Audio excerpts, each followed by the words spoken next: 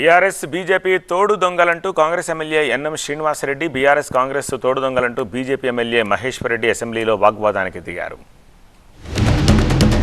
వేల కోట్ల రూపాయల అప్పులను తీసుకొచ్చి అది దుర్వినియోగం చేస్తే ప్రధానమంత్రి గారు అంటా ఉంటారు, అధ్యక్ష వారంటే మాకు గౌరవం, ప్రతి ఒక్క రూపాయికి నేను జవాబుదారీగా ఉంటా అని చెప్పిర్రు, నల్లధనాన్ని తీసుకొస్తా అని చెప్పిర్రు.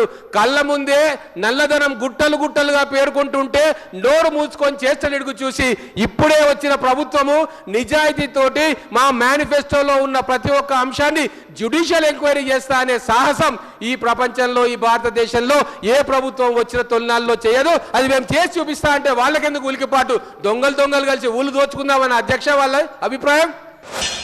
ఎందుకు భయపడతా ఉన్నారు సిబిఐ ఎంక్వైరీ? మీరు ఎందుకు భయపడతా ఉన్నారు సిబిఐ ఎంక్వైరీ? ఎందుకు, ఏ రకంగా మీరు ఎందుకు భయపడతా ఉన్నారు? దాంట్లో మరి మీ వాళ్ళ పేర్లు ఏమైనా ఉన్నాయా? మీ వాళ్ళ పేర్లు, మీ మిత్రుల పేర్లు ఏమైనా ఉన్నాయా? దేనికోసం ఊరికే పిల్లలను చూసి క్రాకులు చూసి వస్తే ఏమొస్తుంది అధ్యక్ష?